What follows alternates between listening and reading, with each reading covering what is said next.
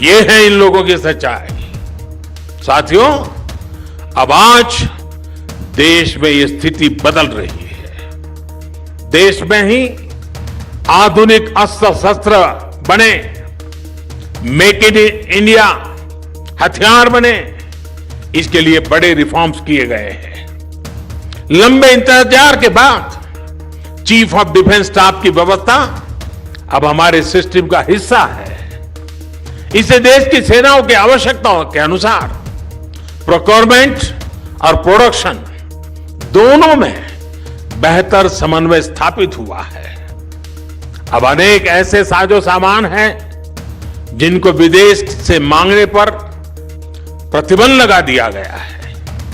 वो सामान अब सिर्फ भारतीय उद्योगों से ही खरीदना जरूरी कर दिया गया है। साथियों, भारत में डिफेंस इंडस्ट्री में विदेशी निवेश और विदेशी तकनीक आ सके, इसके लिए अब भारतीय संस्थानों को अनेक प्रकार के प्रोत्साहन दिए जा रहे हैं। जैसे जैसे भारत की वैश्विक भूमिका बदल रही है, हमें उसी तेजी से, उसी रफ्तार से अपने इंफ्रास्ट्रक्चर को, अपने आर्थिक और सामरिक सामर्थ्य को भी बढ़ाना है। आत्मनिर्भर भारत का आत्मविश्वास आज जनमानस की सोच का हिस्सा बन चुका है। अटल टनल इसी आत्मविश्वास का प्रतीक है। एक बार फिर मैं आप सभी को, हिमाचल प्रदेश को और लेह लद्दाख के लाखों साथियों को बहुत बहुत बधाई और बहुत बहुत शुभकामनाएं देता हूं। हिमाचल पर मेरा कितना अधिकार है ये तो मैं नहीं कह सकता हूं, लेकिन हिमाचल का मुझ पर बहुत अधिकार है। आज के इस कार्यक्रम में समय बहुत कम होने के बावजूद भी हमारे हिमाचल के प्यार ने मुझ पर इतना दबाव डाल दिया, 3 कार्यक्रम बना दिए। इसके बाद मुझे और 2 कार्यक्रम में बहुत ही कम समय में बोलना है और इसलिए मैं यहां विस्तार से न बोलते हुए कुछ बातें 2 और कार्यक्रम में भी बोलने वाला हूं। लेकिन कुछ सुझाव मैं यहां जरूर देना चाहता हूं। मेरे ये सुझाव भारत सरकार के रक्षा मंत्रालय के लिए भी हैं, भारत सरकार के शिक्षा मंत्रालय के लिए भी है और बीआरओ के लिए स्पेशली भी है। एक, ये टनल का काम अपने आप में इंजीनियरिंग की दृष्टि से, वर्क कल्चर की दृष्टि से यूनिक है। पिछले इतने वर्षों में, जब से इसका डिजाइनिंग का काम शुरू हुआ, कागज पे लिखना शुरू हुआ, तब से लेकर कब तक अब 1000-1500 लोग ऐसे छांटे, मजदूर भी हो सकता है और टॉप व्यक्ति भी हो सकता है। उसने जो काम किया है उसका अपना जो अनुभव है उसको वो अपनी भाषा में लिखे। एक 1500 लोग पूरी प्रोसेस को अगर लिखेंगे, कब क्या हुआ, कैसे हुआ, एक ऐसा डॉक्यूमेंटेशन होगा जिसमें ह्यूमन टच होगा। जब हो रहा था तब वो क्या सोचता था, कभी तकलीफ आई तो उसको क्या लगा। एक अच्छा डॉक्यूमेंटेशन, मैं एकेडमिक डॉक्यूमेंटेशन नहीं कह रहा हूं, ये वो डॉक्यूमेंटेशन है जिसमें ह्यूमन टच है। किसी मजदूर काम करता होगा, उस दिन खाना नहीं पहुंचा होगा, कैसे काम किया होगा, उस बात का भी बड़ा महत्व होता है। कभी कोई सामान पहुंचने वाला होगा, बर्फ के कारण पहुंचा नहीं होगा, कैसे काम किया होगा। कभी कोई इंजीनियरिंग चैलेंज आया होगा, कैसे किया होगा। मैं चाहूंगा कि कम से कम 1500 लोग हर स्तर पे काम करने वाले 5 पेज, 6 पेज, 10 पेज अपना अनुभव लिखे।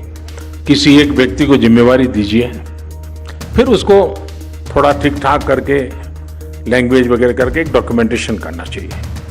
और छापने की जरूरत नहीं है, डिजिटली बना देंगे तो भी चलेगा। दूसरा मेरा शिक्षा मंत्रालय से आग्रह है कि हमारे देश में जितने भी टेक्निकल और इंजीनियरिंग से जुड़े यूनिवर्सिटीज हैं, उन यूनिवर्सिटीज के बच्चों को केस स्टडी का काम दिया जाए और हर वर्ष एक एक यूनिवर्सिटी से 8-10 बच्चों के एक बैच यहां आए, केस स्टडी ये कैसे कल्पना हुई, कैसे बना, कैसे चुनौतियां आई, कैसे रास्ते निकाले और दुनिया में सबसे ऊंची और सबसे लंबी जगह पे विश्व में नाम कमाने वाली इस टनल का इंजीनियरिंग नॉलेज हमारे देश के स्टूडेंट्स को होना ही चाहिए।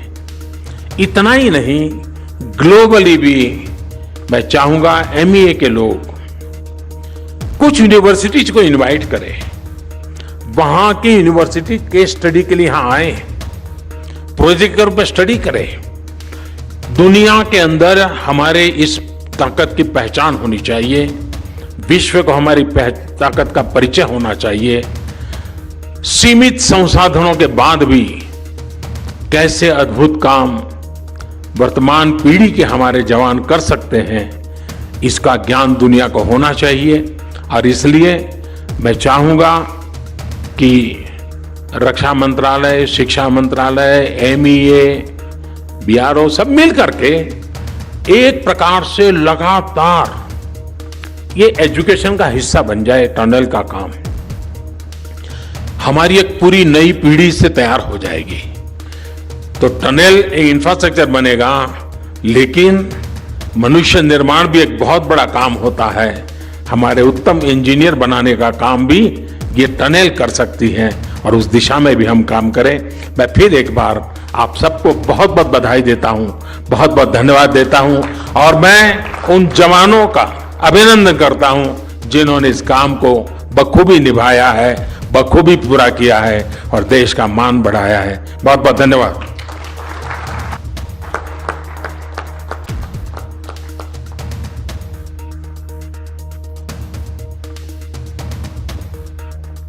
अब मैं माननीय प्रधानमंत्री जी से अनुरोध करता हूं कि वह हिमाचल सरकार द्वारा निर्धारित स्टैंड की तरफ प्रस्थान करें, जहां हिमाचल टूरिज्म की तरफ से एक ब्रीफिंग का आयोजन किया गया है।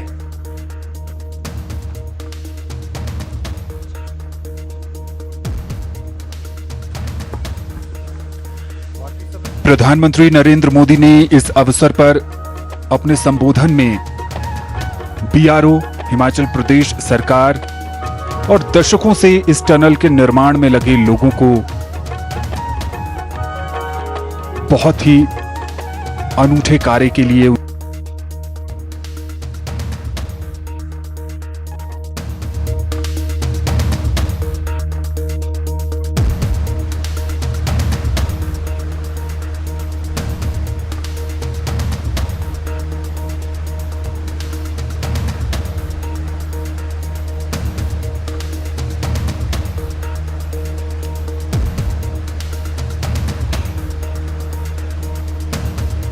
ਤਾਂ ਪ੍ਰਧਾਨ ਮੰਤਰੀ ਦੇ ਵੱਲੋਂ ਅਟਲ ਟਨਲ ਦੇਸ਼ ਨੂੰ ਸਮਰਪਿਤ ਕਰ ਦਿੱਤੀ ਗਈ ਹੈ। ਦੁਨੀਆ ਦੀ ਸਭ ਤੋਂ ਉੱਚੀ ਟਨਲ ਅੱਜ ਦੇਸ਼ ਨੂੰ ਸਮਰਪਿਤ ਹੋ ਗਈ ਹੈ। 9 ਕਿਲੋਮੀਟਰ ਤੋਂ ਜ਼ਿਆਦਾ ਦੀ ਲੰਬਾਈ ਹੈ ਇਸ ਸੁਰੰਗ ਦੀ। ਤਾਂ ਪ੍ਰਧਾਨ ਮੰਤਰੀ ਇੱਥੋਂ ਹੁਣ ਬਾਹਰ ਨਿਕਲ ਗਏ ਨੇ। ਇਸ ਤੋਂ ਬਾਅਦ ਉਹ 2 ਥਾਵਾਂ ਤੇ ਜਨ ਸਭਾਵਾਂ ਨੂੰ ਵੀ ਸੰਬੋਧਨ ਕਰਨਗੇ।